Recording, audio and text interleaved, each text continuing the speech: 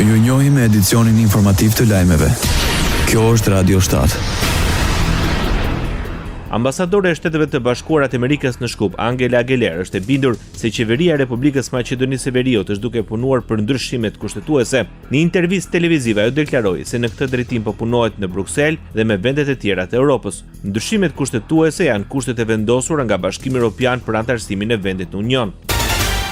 Deri në fund të këtij viti pritet të vihet në funksion tubacioni për derivatet e naftës Selanik Shkup. Për më shumë se një dekadë i ka qenë jashtë funksionit për shkak të mosmarrëveshjeve midis Greqisë dhe Maqedonisë. Kjo do të mundsojë transportimin e sasive më të mëdha të derivateve të naftës drejt rafinerisë Okta në Shkup, një kohë kur Serbisë i kërcënohet mungesa e energjisë. Kryeministri Istra Mickovski thotë se puna e qeverisë është të sigurojë që ky tubacion të vihet në funksion. Sipas tij, nëse do të ketë fitime më të mëdha nga kriza në Serbi, kjo do të varet nga sa mirë i menaxhojmë bizneset tona. Merët presidenti serb Aleksandar Vučić tha se nëse kompania NIS nuk merr licencën amerikane, kjo do të pasonte një ndalesë të plotë operacioneve të rafinerisë dhe asnjë bank nuk do të punonte me kompaninë nga dita e hënë.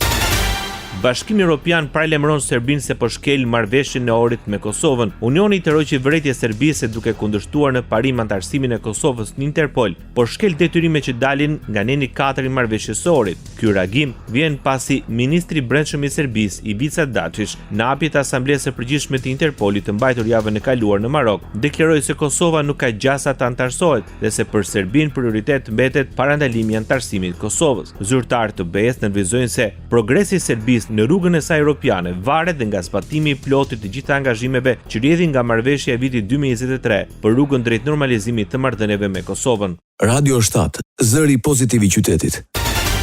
Rreshtit e shiut vijojnë të shkaktojnë probleme në zonat pranë lumeve në Shqipëri. Qindra hektarë tokë bujqësore të mbjella me kultura të ndryshme janë ngrirë në ujë në fshatin Murqin të Krujës. Shkak është bërë dalja nga shtrati e lumit ishëm. Nuk raportohet për problematika të tjera, por gjithçka varet nga rreshjet dhe prurjet e lumit nga Tirana. Dalin në protestë banorët e fshatrave në qafzes të kolonjës mbi lumin në Sum. Protesta vjen pas të izolimit të mbi 10 fshatrave të cilët prej një jave vuajnë pasojat e shirave të rrëmbyeshëm dhe përmbytjeve që kanë dëmtuar rënd infrastrukturën. Ura Lise që shërben si rruga e vetme për të hyrë dhe dalë nga zona është dëmtuar rënd, duke bërë të pamundur kalimin e automjeteve dhe mjeteve të emergjencës. Banorët kërkojnë që institucionet të reagojnë nga ata pasi ura Lise këtyre fshatrave me rrugën kryesore nuk mundson kalimin për shkak të dëmtimit të rënd që ka pësuar. Ndoqët lajmet shkurt në Radio 7, zëri pozitiv i qytetit.